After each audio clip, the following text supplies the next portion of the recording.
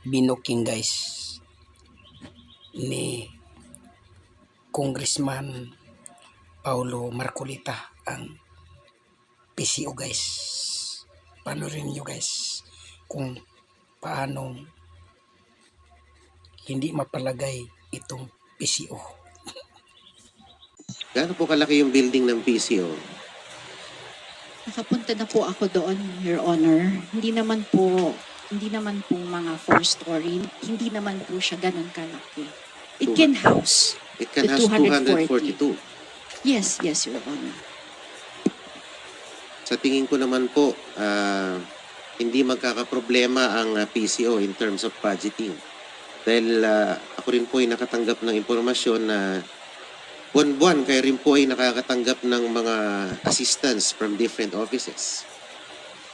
Totoo po ba na meron kayong natatanggap na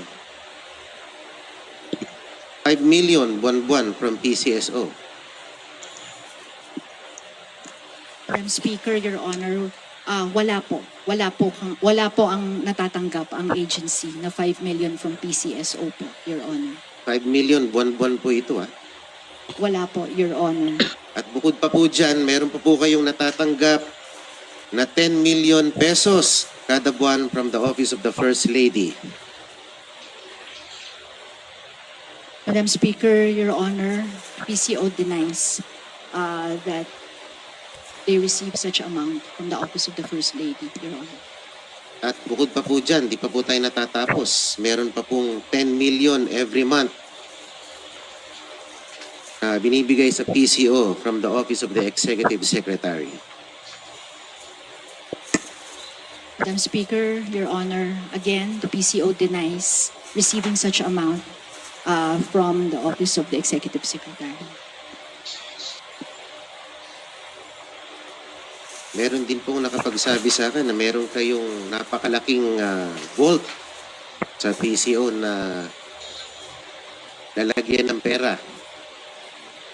Kung ako po ba'y magpapadala ng tao ngayon dun para mag-inspect for the existence of a big vault na naglalaman at sisidlan ng pera, pwede niyo po bang i-confirm or i-deny ang existence ng vault na yon na lalagyan ng pera?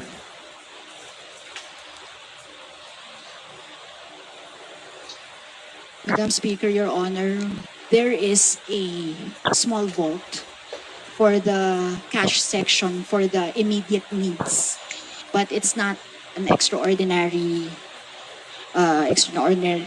big, like a bank vault type of vault, Your Honor.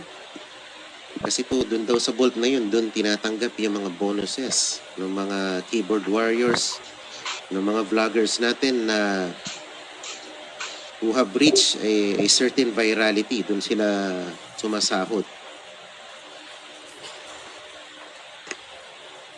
Madam Speaker, Your Honor, the vault is for the finance section, and it's again, it's not an extraordinarily big vault. It's probably in the hip area ko lang po, yung ganun, the usual ones that you can buy in this hardware or Sigurado, baka po Madam Sponsor, yung nakita nyo lang nasa first to third floor.